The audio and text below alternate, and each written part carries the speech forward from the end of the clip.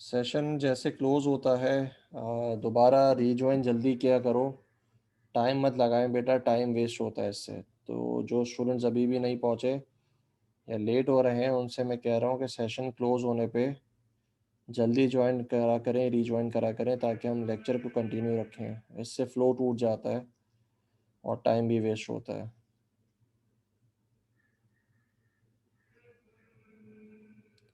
ठीक है जनाब। अच्छा, अब बारी आती है कि हमने अपने एलएमएस के सारे फीचर्स तो बना लिए, लेकिन एक्चुअल काम जो था एलएमएस का वो क्या है, उसका डेटाबेस जो है, उसका जो डेटा है वो कहाँ पे हैंडल होगा, उसको कौन चलाएगा, उस डेटा को कंट्रोल कौन करेगा। तो उसके लिए जब भी आपके पास डेटा की बात आती है तो हमारे पास दो ऑप्शंस होते हैं। पहला ऑप्शन होता है कि हम डेटाबेस को इस्तेमाल करें, जैसे आप अपने जो है लैब के अंदर एक्सेस का डेटाबेस इस्तेमाल कर रहे हो या एमएस एसक्यूएल कर रहे हो, या तो फिर फाइलिंग के थ्रू अपने डेटा को सेव किया जाए। तो जब भी आपके पास डेटा की हैंडलिंग की बात आती है, जहाँ पे डेटाबेस आ जाए या फाइलिंग आ जाए, तो उसके लिए हम क्या करते हैं, एक अलग क्लास बनाते हैं। उस क्लास का काम क्या होता है, सिर्फ और सिर्फ डेटा की हैंडलिंग का काम होता है, डेटाबेस के साथ इंटरेक्शन का काम होता है। तो जब भी हमारे पास डेटा की हैंडलिंग की बात आएगी तो हम क्या करेंगे, हमेशा एक क्लास बनाएंगे जिसका नाम क्या होता है, डाओ। डाओ का फुल फॉर्म है डेटा एक्सेस ऑब्जेक्ट। ये क्या करेगा, ये इन सारी फंक्शनैलिटीज और जो क्लासेस हैं इसको बाइंड करेगा बाय द डेटाबेस। डेटाबेस का कोई भी काम यहाँ पे हैंडलिंग नहीं होगी, सिर्फ क्यूरी पास ऑन होंगी, डेटा पास ऑन होगा, और डेटाबेस के साथ जो इंटरेक्शन कर रहा होगा, ऑब्जेक्ट बनाने का काम, उसके जो डेटा हैंडलर है, रीडर का काम, राइटर का काम, सारा कौन कर रहा होगा, आपका डाओ का ऑब्जेक्ट। ठीक है, डाओ की class is responsible for database. तो कुछ बच्चे एम एस एसक्यूएल कर रहे होंगे, कुछ बच्चे एक्सेस इस्तेमाल कर रहे होंगे, तो दोनों से कोई फ़र्क नहीं पड़ता। सिर्फ चेंज आपको कहाँ पे करना पड़ेगा, डाओ की क्लास में चेंज करो, ऊपर की पूरा जो स्ट्रक्चर है वो सेम रहेगा सबका।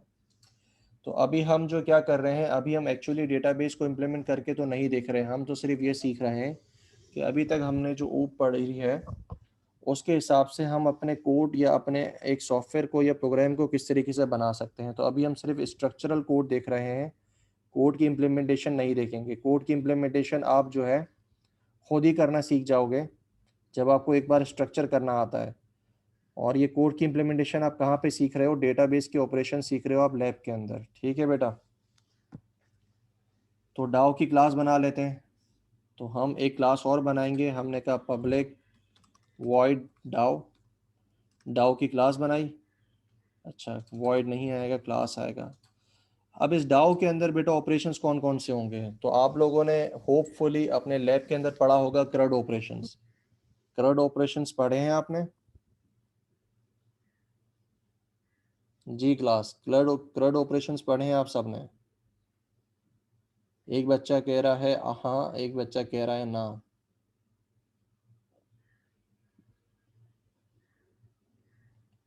ओके, मेजॉरिटी जो है वो ना कह रही है, इसका मतलब आप लोगों ने क्रड ऑपरेशंस नहीं पढ़े। आप लोगों ने बेटा इंसर्ट अपडेट डिलीट, हाँ एग्जैक्टली, इंसर्ट अपडेट डिलीट ये वाले फंक्शंस पढ़े, select insert update delete, good enough. तो इन ऑपरेशंस को हम क्या कहते हैं, क्रड ऑपरेशंस। ठीक है बच्चे, इनको क्या कहा जाता है, क्रड ऑपरेशंस कहा जाता है। क्रड का मतलब क्या होता है, क्रिएट रीड अपडेट डिलीट। तो क्रिएट जब भी आपके पास बात होती है उसका मतलब होता है कि यहाँ पे इंसर्ट की क्यूरी चल रही है। जब भी रीड की बात होती है इसका मतलब यहाँ पे सेलेक्ट की क्यूरी चल रही है। जब अपडेट की बारी आती है तो वहाँ पे अपडेट की क्यूरी चल रही है, और जब डिलीट की बात करते हैं तो इसका मतलब डिलीट की क्यूरी चल रही है। तो हमारी डाओ की क्लास में कितने फंक्शंस होंगे, 4 फंक्शंस होंगे। पब्लिक वॉइड क्रिएट जिसमें इंसर्ट की क्यूरी चल रही होगी, उसके बाद पब्लिक वॉइड रीड जिसमें सेलेक्ट की क्यूरी चल रही होगी, उसके बाद पब्लिक वॉइड अपडेट जिसमें अपडेट की क्वेरी चल रही होगी, और पब्लिक वॉइड डिलीट, इसमें डिलीट की क्वेरी चल रही होगी। यहाँ तक सबको क्लियर है? डाओ की क्लास हमने क्यों बनाई, डाओ के अंदर जो CRUD ऑपरेशंस हैं वो क्या होते हैं, और ये फंक्शन स्टार कहाँ से आ गया, ये समझ में आ गया जी क्लास? यहाँ तक सबको क्लियर है? Good enough. अब यहाँ पे हम देखेंगे कि हमारी जो क्लासेस हैं ऊपर की, उसके साथ ये डेटाबेस को डाओ की क्लास कनेक्ट कैसे करती है। तो उसके लिए हमें क्या करना पड़ेगा, हमें जो है इसकी ऑब्जेक्ट्स बना के इसको इंटरेक्शन करवाना पड़ेगा। तो सबसे पहले हम जाते हैं अपनी फैकल्टी की क्लास में। तो फैकल्टी जब भी लॉगिन करेगी, तो लॉगिन करते वक्त मुझे क्या करना होता है, जब भी मैं लॉगिन करता हूँ तो मैं डेटाबेस से क्या करता हूँ, उसमें इंसर्ट करवाता हूँ, या उससे रीड करता हूँ, या अपडेट करता हूँ, या डिलीट करता हूँ? जी बेटा, जब भी मैं लॉगिन करता हूँ तो मैं क्या प्रोसेस क्या होता है, रीड। अच्छा, कुछ बच्चे इंसर्ट कह रहे हैं, इंसर्ट कैसे करते हो बेटा सामी और हमजा? जब भी लॉगिन करता हूँ तो रीड का ऑपरेशन परफॉर्म होता है या इंसर्ट का ऑपरेशन परफॉर्म होता है? एग्जैक्टली तो आप रीड करते हो डेटाबेस में, जब रजिस्टर करते हो उस वक्त इंसर्ट होता है ना समी? जिस वक्त रजिस्टर करते हो या साइन अप करते हो उस वक्त आपके पास क्या होता है, इंसर्ट होता है। लेकिन जब एक बार रजिस्टर हो गया और लॉगिन कर रहे हो तो उस वक्त क्या परफॉर्म होता है, रीड ऑपरेशन परफॉर्म होता है या क्या होता है? ठीक है, तो हम क्या करेंगे, हम यहाँ पे लॉगिन के अंदर आएंगे, डाओ का एक ऑब्जेक्ट बनाएंगे ओबी, उसके बाद न्यू डाओ, और यहाँ से हम क्या करेंगे, डाओ का ऑब्जेक्ट बना के ओबी का रीड फंक्शन कॉल कर देंगे। तो यहाँ पे आप देखोगे मैं सिर्फ यहाँ पे रीड का फंक्शन कॉल कर रहा हूँ, इसके अलावा कोई चेक नहीं लगाया कि पासवर्ड आईडी ये होना चाहिए तब जाके लॉगिन होगा, और ये अगर गलत हुआ तो ये एरर शो करेगा। मैं कोड की इम्प्लीमेंटेशन नहीं दे रहा, अभी हम जो है सिर्फ स्ट्रक्चर देख रहे हैं। ठीक है, तो स्ट्रक्चर के अंदर हम देख रहे हैं कि एक फैकल्टी की क्लास जो है वो अपने डाओ के साथ किस तरीके से अटैच होती है, और डाओ क्या करता है, एट द एंड डेटाबेस से इंटरेक्शन करता है। ठीक है, तो जब भी लॉगिन परफॉर्म होगा उसमें हमें डाओ के ऑब्जेक्ट के थ्रू डेटाबेस से क्या करना पड़ेगा, रीड करना पड़ेगा। तो इसलिए हमने रीड का फंक्शन यहाँ पे कॉल कर लिया। ठीक है, अब जब मार्क अटेंडेंस हो रही है, तो अटेंडेंस जब मैं मार्क करता हूँ तो उसमें क्या होता है, कौन सा फंक्शन कॉल होता है CRUD ऑपरेशंस में से? क्रिएट होगा मतलब इंसर्ट, रीड होगा मतलब सेलेक्ट, अपडेट होगा या डिलीट होगा? बिल्कुल, गुड इनफ। तो यहाँ पे आप लोगों को समझ में आ गया। तो हम क्या करेंगे, यहाँ पे हमारे CRUD ऑपरेशंस में से किसका कॉल करेंगे, क्रिएट करेंगे। क्रिएट का मतलब क्या होता है, इंसर्ट करना। ठीक है, अब जब क्रिएट असाइनमेंट हो रहा है तो इसमें क्या होगा, असाइनमेंट हम क्रिएट कर रहे हैं तो इसमें क्या होगा जी क्लास?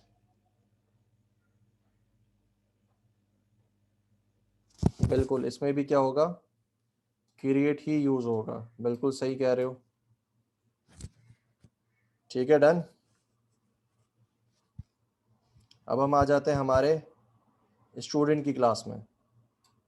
स्टूडेंट में स्टूडेंट रजिस्टर कर रहा है कोर्स को, तो इंसर्ट होगा या डिलीट होगा? सॉरी, इंसर्ट होगा, रीड होगा, अपडेट होगा या डिलीट होगा? क्या होगा इसमें, इंसर्ट होगा, तो इसमें भी क्रिएट आ जाएगा। जब लॉगिन कर रहा है तो क्या होगा,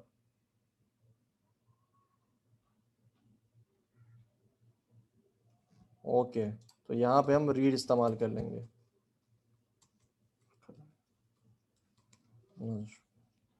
उसके बाद ग्रेड शीट देखनी है, तो यहाँ पे क्या होगा, रीड होगा, इंसर्ट होगा, डिलीट होगा या अपडेट होगा? मुझे ग्रेड शीट देखनी है। डेटाबेस में पहले से मेरे जो है मार्क्स पड़े हुए हैं, मुझे इसकी जो है ग्रेड शीट देखनी है। एग्जैक्टली तो यहाँ पे भी क्या होगा, रीड का ऑपरेशन परफॉर्म होगा। यहाँ पे लिखे होगा, तो यहाँ पे आपके पास रीड आ जाएगा। ठीक है जनाब, अब अपलोड करना चाह रहा हूँ, अपना असाइनमेंट डेटाबेस में डालना चाह रहा हूँ, तो यहाँ पे क्या होगा, डेटाबेस में अब मैं अपना असाइनमेंट अपलोड करना चाह रहा हूँ। बेटा अपडेट तो तब होगा ना जब पहले से मौजूद हो और उसको मैं अपडेट कर रहा हूँ। जो बच्चे अपडेट कह रहे हैं, अपडेट तो उस केस में होता है जब पहले से डेटाबेस में मौजूद होता है, लेकिन यहाँ पे तो मैं अपलोड कर रहा हूँ, तो यहाँ पे इंसर्ट कॉल होगा। ठीक है जनाब, यहाँ पे आपका इंसर्ट, सॉरी, क्रिएट का फंक्शन जो है या जिसको हम इंसर्ट कहते हैं वो कॉल हो जाएगा। ठीक है, अब आगे चलते हैं। इसके बाद रजिस्टर कौन कर रहा है? फैकल्टी जो है वो रजिस्टर की जा रही है किसके थ्रू? एडमिन के थ्रू। तो इंसर्ट होगा, डिलीट होगा, अपडेट या रीड? जी क्लास, इंसर्ट होगा। ठीक है, उसके बाद रजिस्टर जो है स्टूडेंट किया जा रहा है, स्टूडेंट को रजिस्टर किया जा रहा है, फिर दोबारा इंसर्ट आ जाएगा। उसके बाद लॉगिन कर रहा है, एडमिन लॉगिन कर रहा है, जी क्लास, एडमिन जो है वो लॉगिन कर रहा है, तो रीड।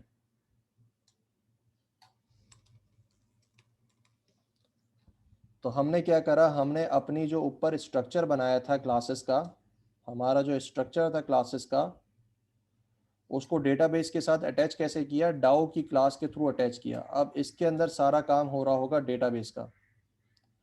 आप अपनी क्लासेस से जो है सिर्फ क्वेरी भेजोगे, बाकी सारा डेटाबेस का ऑब्जेक्ट, रीडर, राइटर, टेबल और जो लूप्स वगैरह होते हैं वो सारा कहाँ पे लिखेंगे? हमारी डाउ की क्लास में। क्लियर है? यहाँ तक सबको क्लियर है? इसमें किसी को कोई कन्फ्यूजन अभी तक जो हमने काम किया है, इसमें किसी को कोई कन्फ्यूजन? सबको क्लियर है? कोई ऐसा स्टूडेंट जो पीछे रह गया हो, दैट फील्स के यार जो है चीज़ें समझ में नहीं है?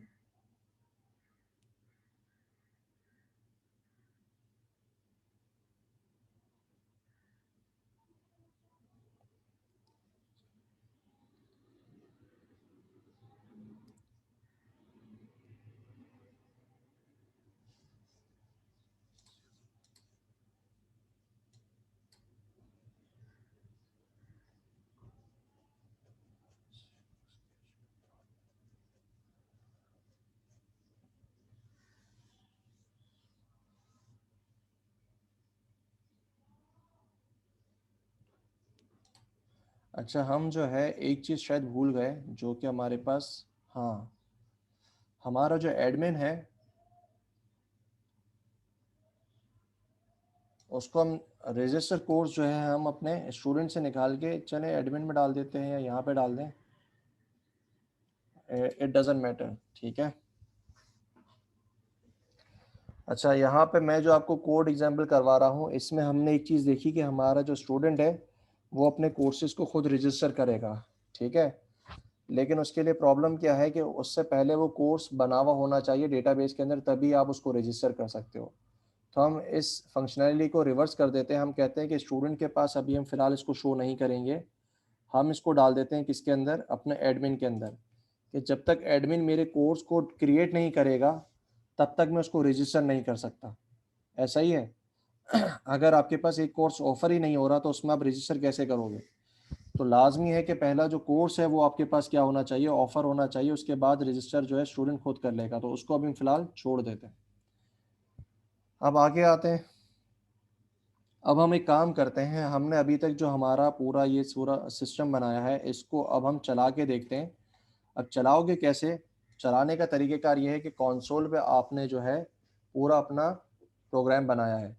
अब आपको क्या करना पड़ेगा, इसको जब इंटरेक्ट करवाना है, यूज़र से चलाना है, तो आपके पास सबसे पहली क्लास जिस पे यूज़र इंटरेक्ट करता है या जिसको हम इंटरफेस क्लास कहते हैं, वो हमारे पास प्रोग्राम की क्लास होती है। उसमें जो मेन का फंक्शन होता है वो एग्जीक्यूट करता है। तो हमें एक इंटरफेस बनाना पड़ेगा जहाँ पे सारे ऑप्शंस आ रहे हों, फिर उन ऑप्शंस को यूज़र सेलेक्ट करे और उन उन सिलेक्शन के बेसिस पे फिर उन क्लासेस का ऑब्जेक्ट क्रिएट होगा और फिर वो क्लास का ऑब्जेक्ट अपना रिस्पेक्टिव फंक्शन या काम करेगा। ये बात समझ में आ रही है सबको मैं क्या कह रहा हूँ?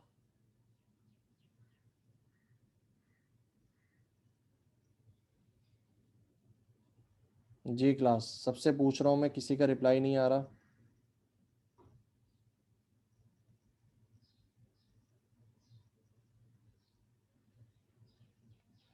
मैं ये कह रहा हूँ कि हमने अभी तक जो क्लासेस बनाई हैं वो किसी काम की नहीं है जब तक कि उनके ऑब्जेक्ट्स ना बनाए जाएं। ठीक है, तो ऑब्जेक्ट्स बना के जब इस्तेमाल करोगे तभी तो आपको सॉफ्टवेयर चलेगा। अभी तो आपने सिर्फ क्लासेस बनाई हैं। तो ये ऑब्जेक्ट क्रिएशन का काम कब होगा? हमें क्या क्या कब पता चलेगा कि यार कौन सा जो है अभी यूज़र लॉगिन हुआ है, एडमिन हुआ है, फैकल्टी हुई है या स्टूडेंट हुआ है तो किसका ऑब्जेक्ट बनाना चाहिए, फिर उसके अंदर कौन सा ऑप्शन वो सेलेक्ट करेगा तो रिस्पेक्टिव फंक्शन कॉल होना चाहिए। तो ये सारा काम हम कहाँ पे करेंगे, हमारा एक हम इंटरफेस बनाएंगे जहाँ से यूज़र ये सारी सिलेक्शन कर रहा होगा और उस सिलेक्शन को देख के हम उन क्लासेस का ऑब्जेक्ट बनाएंगे और उन क्लासेस के ऑब्जेक्ट्स के जो फंक्शंस है वो रिस्पेक्टिव कॉल होंगे जो कि उसने ऑप्शन सेलेक्ट किया होगा। अब बात समझ में आ गई। तो ये सारा काम हम कहाँ करते हैं, हमारी प्रोग्राम क्लास के अंदर जो मेन का फंक्शन है वहाँ पे होगा। तो सबसे पहले हम एक मेन्यू प्रिंट करते हैं। मेन्यू में हम लिखते हैं कि सबसे पहले वेलकम टू माय LMS। उसके बाद वो ऑप्शन प्रिंट करेगा कि हमारा LMS जो है उसके अंदर ना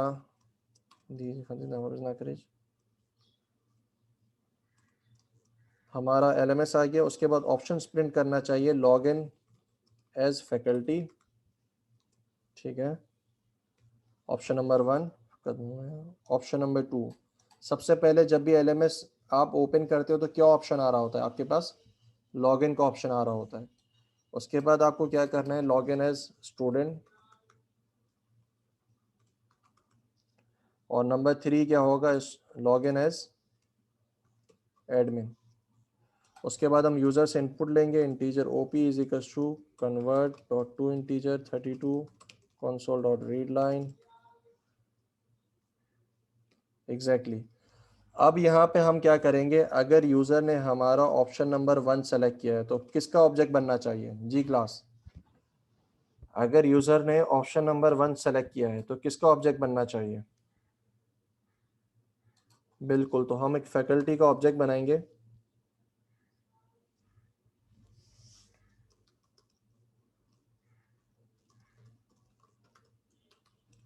लेकिन इसमें प्रॉब्लम क्या है, किसी को इसमें कोई प्रॉब्लम दिख रही है,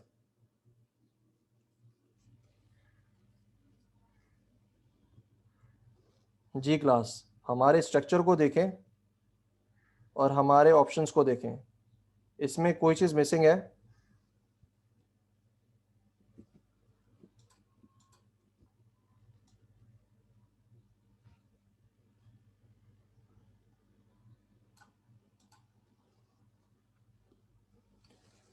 जी क्लास, इसमें क्या चीज मिसिंग है, इसमें अगर सिर्फ फैकल्टी का मैं देखूं तो फैकल्टी का ऑब्जेक्ट बनेगा, इसमें थ्योरी टीचर फैकल्टी जो है वो नहीं है, ठीक है। इसी तरीके से इसमें लैब टीचर जो है वो भी साइन इन नहीं कर सकता। तो हम यहाँ पे क्या करेंगे, हम सबसे पहले जो है इसको रीअरेंज करेंगे। हम कहेंगे कि यार फैकल्टी कौन सी फैकल्टी, तो हम कहते हैं थ्योरी की जो टीचर है या थ्योरी का जो टीचर है वो लॉगिन कर सके, ठीक है। तो अगर हम इसको यूं कर दें कि हम इसको हटा देते हैं, हम कहते हैं student number 1 CS student, option number 2 जो है, ऑप्शन नंबर 3 जो है 2 3 EE का स्टूडेंट और AV का स्टूडेंट। इसी तरीके से हमारे पास टीचर की बारी आ जाएगी। तो टीचर के अंदर हमारे पास 2 टीचर्स हैं, मुंह में खाता करना है 4 5 6। तो हमारा टीचर कौन सा है, थ्योरी टीचर है और लैब टीचर है। अब हमारा पूरा मेन्यू बन चुका है, अब क्लियर है। तो अब जब हमारे पास ऑप्शन नंबर 1 सेलेक्ट होगा तो हमें किसका ऑब्जेक्ट बनाना पड़ेगा, हमारे CS के स्टूडेंट का। तो हम कहते हैं CSST is equals to new CS, और उसके बाद यहाँ तक हम रुक जाएंगे। उसके बाद हम कहते हैं कि एल्स अगर ऑप्शन नंबर 2 हो, इससे बेटर है कि मैं इसको हटा दूं। एल्स हमारे पास अगर ऑप्शन नंबर 2 हो तो हम क्या करेंगे, इसको हम इरेज करते हैं, इसको कॉपी करते हैं। यहाँ से पहले वाले ऑप्शन में CS हमारा ऑब्जेक्ट, हमारा CS का CSST is equals to new CS, और हमारा ऑप्शन यहाँ पे बन जाएगा। अब हम अगर 2 के अंदर सेलेक्ट करते हैं तो 2 में किसका ऑब्जेक्ट बनना चाहिए, हमारे EE के स्टूडेंट का, EEEST is equals to new ES EE इसी तरीके से ऑप्शन नंबर 3 में जो है हमारा कौन सा स्टूडेंट बनेगा, हमारा AV का बनेगा, AVST is equal to new AV, और हमारा ऑप्शन बन गया। ये जो मैंने 3 ऑप्शंस बनाए हैं और इनके ऑब्जेक्ट्स बनाए हैं, इसमें किसी को कोई कंफ्यूजन यहाँ तक समझ में आ रहा है सबको? जी क्लास, यहाँ तक समझ में आ रहा है सबको? ओके। अब हम जाते हैं हमारे ऑप्शन नंबर 4 पे। ऑप्शन नंबर 4 जो है हमारे पास वो कौन सा है, हमारा थ्योरी टीचर। तो हमने कहा theory teacher, T is equal to new theory teacher. अब इसको हम TT कह देते हैं, TT is equal to new teacher, theory teacher. Option number 5 हमारा कौन सा था, लैब टीचर था। ऑप्शन नंबर 5 हमारा लैब टीचर, हमने कहा LT is equal to new lab teacher. और फिर ऑप्शन नंबर 6 हमारा क्या था, ऑप्शन नंबर 6 था हमारा एडमिन। तो हम यहाँ पे इसको एडमिन बनाएंगे, admin A is equal to new admin, और हमारे पास ये रिस्पेक्टिव कॉल हो गया। अब हम इसको क्या करते हैं, चला के देखते हैं, ठीक है। तो जब भी हमारे पास लॉगिन होगा तो अब हमें क्या करना है, जब भी हमारे पास लॉगिन होगा तो हमें हर एक का लॉगिन का फंक्शन कॉल करना है, लॉगिन डॉट लॉगिन। इसी तरीके से EEST डॉट लॉगिन,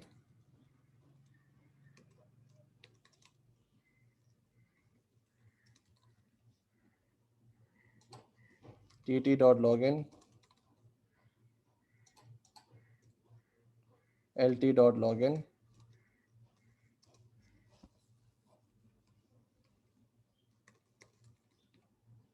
और A डॉट लॉगिन। कदमों में सुना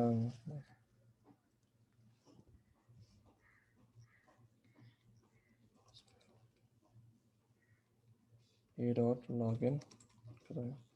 अब इसको हम चला के देखते हैं, चला के देखते हैं तो हमारे पास जो है हमारी स्क्रीन को हमें शिफ्ट करना पड़ेगा टू दिस। जी क्लास, आपको वेलकम कह रहा है आपका LMS। सबको कंसोल एप्लीकेशन दिख रही है, सबको कंसोल की स्क्रीन दिख रही है? ठीक है। उसके बाद सबसे पहले अगर मैं ऑप्शन नंबर 1 सेलेक्ट करता हूँ तो कौन सा ऑब्जेक्ट बनेगा? अगर मैं ऑप्शन नंबर 1 सेलेक्ट करता हूँ तो कौन सा ऑब्जेक्ट बनेगा? CS का। और उसका कौन सा फंक्शन कॉल होगा? CS स्टूडेंट जो है उसका फंक्शन। ओके बिल्कुल। तो यहाँ पे आप देखें इसने सक्सेसफुली लॉगिन कर लिया, लेकिन हमें स्क्रीन पे दिखा नहीं रहा। तो हम क्या करते हैं, हम उसको भी जो है प्रिंट करवा देते हैं स्क्रीन पे कि आप सक्सेसफुली लॉगिन कर गए हो, ठीक है। तो उसके लिए हम क्या करेंगे, हम हर एक लॉगिन के फंक्शन में जाएंगे और वहाँ पे लिखेंगे कंसोल और राइट लाइन, और कंसोल और write line logged in as faculty.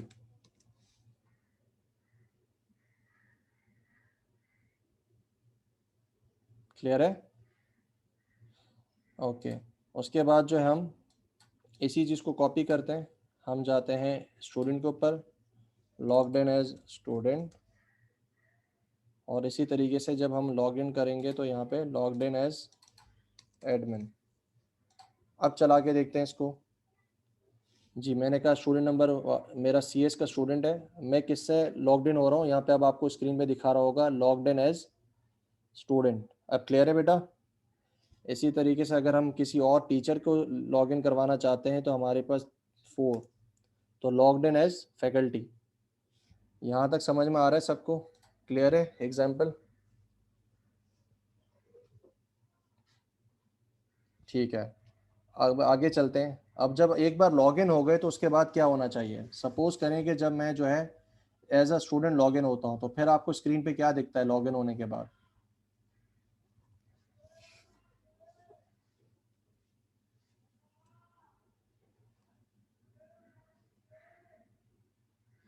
ठीक है। तो अब हम क्या करेंगे, अपने ऑप्शंस को प्रिंट करवाएंगे। तो हम क्या करेंगे, हम अपने प्रोग्राम की क्लास के अंदर जो ऑप्शंस का मेन्यू है उसको उसके फंक्शंस बना लेंगे। पब्लिक स्टैटिक वॉइड, सबसे पहले किसके ऑप्शंस, फैकल्टी ऑप्शंस, प्रिंट सबसे पहले स्टूडेंट ऑप्शंस, स्टूडेंट मेन्यू आ जाएगा। उसके बाद जो है public static print faculty menu. इसी तरीके से उसके बाद पब्लिक स्टैटिक वॉइड और print admin menu.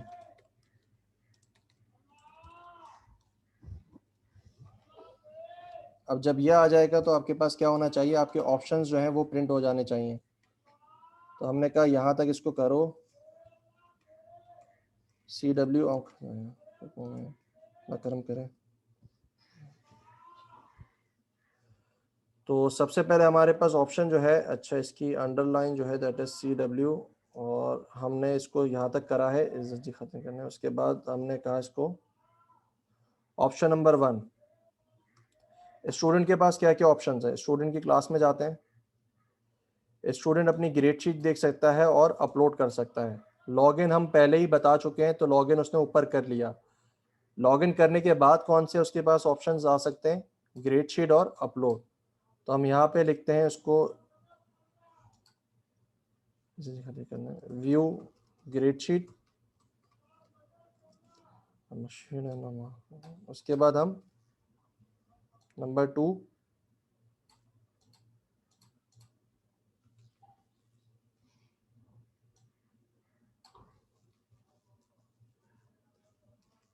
Upload assignment.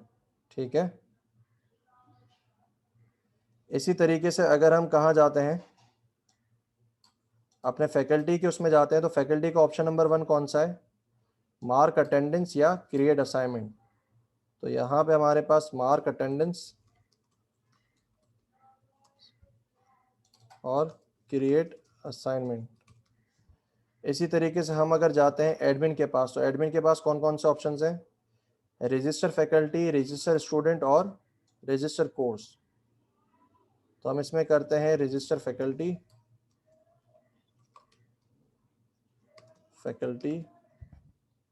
और उसके बाद रजिस्टर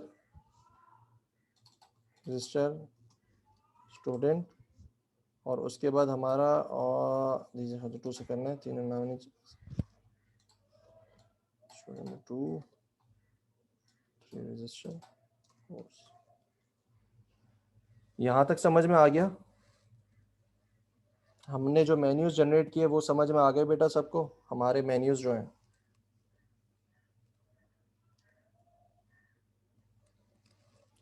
ओके, अब हम क्या करेंगे, अब जो यूजर इसको सेलेक्ट करेगा,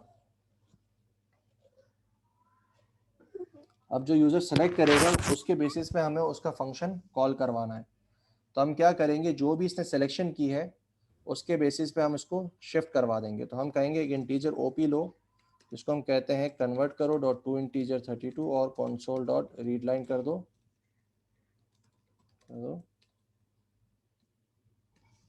ठीक है, उसके बाद जो भी इसने सेलेक्ट किया है, अच्छा सबसे पहले आप क्या करेंगे, जैसे ही अगर मेरे पास स्टूडेंट लॉगिन होता है कंप्यूटर साइंस का, तो उसके पास किसका मेन्यू प्रिंट हो जाना चाहिए, प्रिंट स्टूडेंट मेन्यू। जब डबल ई का स्टूडेंट लॉगिन करेगा तो कौन सा मेन्यू होगा, स्टूडेंट का मेन्यू होगा। जब एवी का स्टूडेंट होगा तो उसके पास स्टूडेंट का मेन्यू आएगा। जब हमारे पास टीचर लॉगिन करेगा तो उसके पास किसका ऑप्शन आना चाहिए, टीचर मेन्यू का। इसी तरीके से जब लैब का टीचर करेगा तो उसके पास लैब का जो है वो कॉल होना चाहिए। ठीक है, सामने स्पेलिंग गलत लिखी है, फैकल्टी मेन्यू लिखा है, इसको हम टीचर मेन्यू कर देते हैं, टीचर मेन्यू। उसके बाद हमारे पास जब एडमिन लॉगिन होगा तो उसके पास किसका मेन्यू प्रिंट होना चाहिए, एडमिन का। अब इसके बाद हमारे पास जब मेन्यू प्रिंट हो गया तो हमें पता करना है कि इसने सेलेक्ट किया किया था। ठीक है, जो सिलेक्शन फिर वो करेगा उसके बाद वो रिस्पेक्टिव फंक्शन कॉल होगा। पहले लॉगिन करा, उसके बाद मेन्यू प्रिंट हुआ, फिर उस मेन्यू में से इसने कौन सी सिलेक्शन की, फिर उसका वो वाला फंक्शन कॉल होगा। क्लियर है? तो हम क्या करेंगे, इसके लिए हम जो है इसने जो सिलेक्शन की है उसको पिक करेंगे और रिटर्न करवा देंगे, return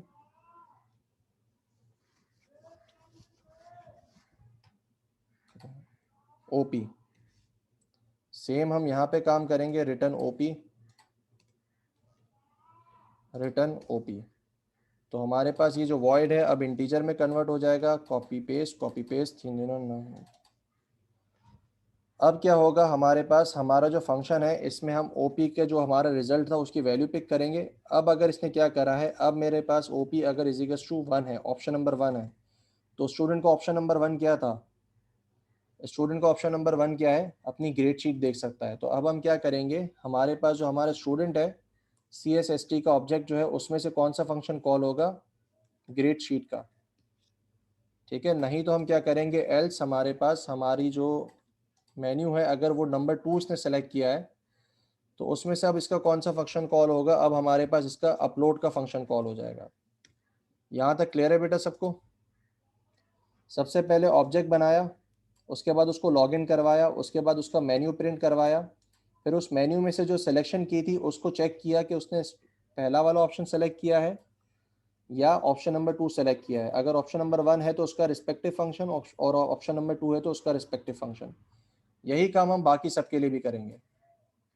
OP is equals to this, उसके बाद हमारा एग्जैक्टली यही कॉपी पेस्ट हो जाएगा और यही कॉपी पेस्ट हो जाएगा। लेकिन यहाँ पे ऑब्जेक्ट किसका बना हुआ है, ऑब्जेक्ट को हम ज़रूर चेंज कर देंगे। अब हम दोबारा आ जाते हैं हमारे फैकल्टी के ऊपर। फैकल्टी में से हमारे पास दो ऑप्शंस थे। पहला ऑप्शन अगर हमारे पास हम देखें तो हमारे पास बीजे ऐसे करने,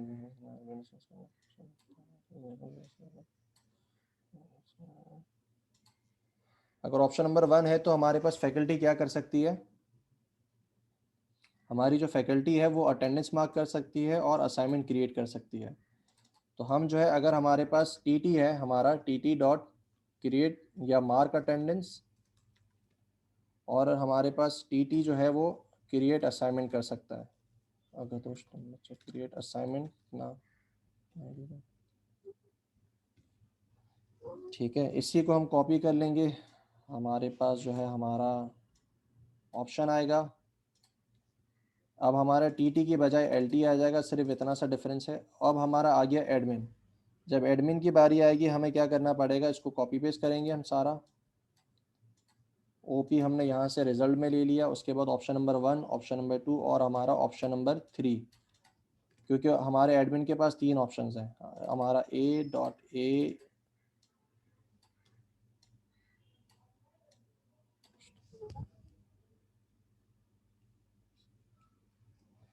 मोहम्मद अवेज में बताता हूँ उसका क्या मतलब है, अगर आपको क्लियर नहीं हुआ। अच्छा, अब हमारे पास जो है हमारा एडमिन का पैनल, पहले पहले ऑप्शन जो है फैकल्टी क्रिएट कर सकता है, दूसरे नंबर पे स्टूडेंट क्रिएट कर सकता है, तीसरे नंबर पे कोर्स क्रिएट कर सकता है। तो हम सबसे पहले करेंगे ए डॉट क्रिएट फैकल्टी या रजिस्टर फैकल्टी, लिखा थी पूरा लिखे हुए पूरे ने। इसके बाद दूसरा हमारे पास रजिस्टर स्टूडेंट दूसरे नंबर पे, और तीसरे नंबर पे हमारा कोर्स था, बिल्कुल तीसरे नंबर पे हमारा कोर्स है। तो हम इसमें आ जाएंगे जी। यहाँ तक समझ में आ गया सबको क्या हो रहा है? जी क्लास, बाकी सारे स्टूडेंट्स का रिप्लाई क्या है? सर सारिब का रिप्लाई आया है, बाकी स्टूडेंट्स का क्या स्टेटस है, क्लियर है चीज़ें या नहीं है?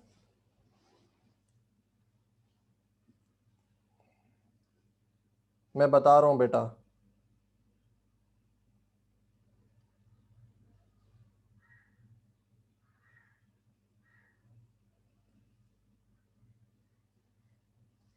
अच्छा, ओबी का हमारे पास जो ऑप्शन है वो क्या कर रहा है कि हमने जो मेन्यू प्रिंट करवाया है स्टूडेंट का, हमारा टीचर का, हमारे एडमिन का, अब उसमें से वो सेलेक्ट क्या करता है, उसकी जो सिलेक्शन है उसको हम पहले एक वेरिएबल में सेव करवाते हैं, फिर उस वेरिएबल को हम क्या करते हैं, रिटर्न करवा देते हैं कहाँ पे, जहाँ से हमने इसको कॉल किया था, यहाँ पर। और वो वेरिएबल की जो वैल्यू है किस में सेव हो जाती है, ओपी के अंदर। फिर अब हम उस ओपी में से देखते हैं कि अगर उसने नंबर 1 सेलेक्ट किया है तो ग्रेड शीट दिखानी है, अगर ऑप्शन नंबर 2 सेलेक्ट किया है तो अपलोड असाइनमेंट का दिखाना है, फंक्शन कॉल करना है। ठीक है, अब क्लियर हो गया ओपी का क्या काम है यहाँ पे। सालिक, रफीक और बिलाल, अब क्लियर है? चलो अब चला के देखते हैं हमारे ऑप्शंस को। अच्छा, उससे पहले जो है हमारे ऑप्शंस को हम देख लेते हैं। मैंने जो बच्चों को पिछले एग्जांपल करवाई है उसमें हमने मेन्यू के अंदर उसको प्रिंट करवाया नहीं करवाया? Okay good. अब होगा क्या, हम जो है इसको चलाएंगे। तो सबसे पहले मैं क्या कर रहा हूँ, मैं स्टूडेंट CS का लॉगिन कर रहा हूँ। अब इसमें से मैं ग्रेड शीट देख रहा हूँ या अपलोड कर रहा हूँ? मैंने कहा ग्रेड शीट देख रहा हूँ। तो इसने ऑप्शन तो सेलेक्ट कर लिया, लेकिन स्क्रीन पे कुछ हमें पता नहीं चला कि ग्रेड शीट जो है आया, वो फंक्शन कॉल भी हुआ या नहीं हुआ। तो उसके लिए हम क्या करेंगे, हम जो है अपने इस खातिर करना, हमारा जो फंक्शंस है उसके ऊपर हम जाके इसको प्रिंट करवा देंगे। तो मार्किंग अटेंडेंस, जब ये अटेंडेंस का फंक्शन कॉल होगा तो उस पर क्या प्रिंट होगा, मार्किंग अटेंडेंस। इसी तरीके से जब असाइनमेंट क्रिएट होगा तो क्रिएटिंग असाइनमेंट, CW क्रिएटिंग, चुप, क्रिएटिंग असाइनमेंट। इसी तरीके से जब हमारा ग्रेड शीट देखेगा तो हमारे पास क्या आना चाहिए, प्रिंटिंग ग्रेड शीट।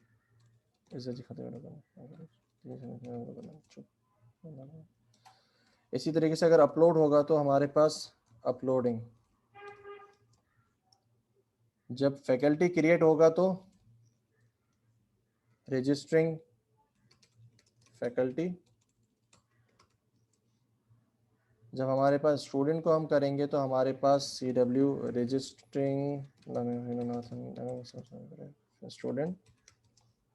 और जब कोर्स रजिस्टर करेगा तो हमारे पास CW रजिस्टरिंग कोर्स। अब हम चला के देखते हैं, अब हमारे पास क्या ऑप्शंस हमारे पास चलते हैं। स्टूडेंट से लॉगिन किया, उसके बाद हमने कहा ग्रेड शीट देखनी है। तो आप देखोगे कि आपको लिखा हुआ दिख रहा है कि प्रिंटिंग ग्रेड शीट। यहाँ तक अब समझ में आ गया सबको? जी क्लास,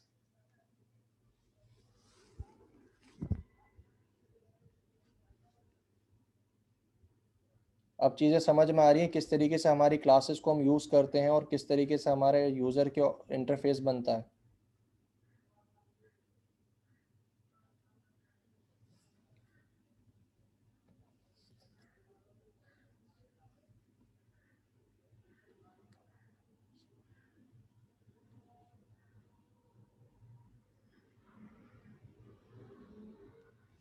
ठीक है, अब मुझे जो है आप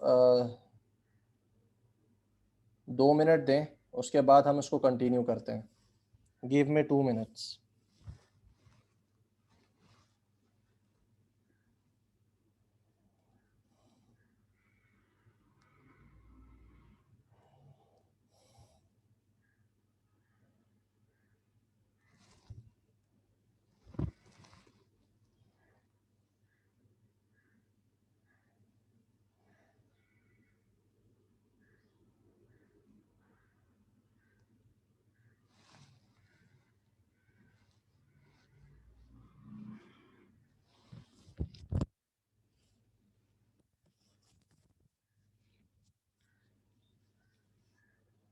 अब्दुल वासे अली खान जी, आपके पास जब मैं स्लाइड्स अपलोड करूँगा तो उसके साथ ये कोड अपलोड होगा।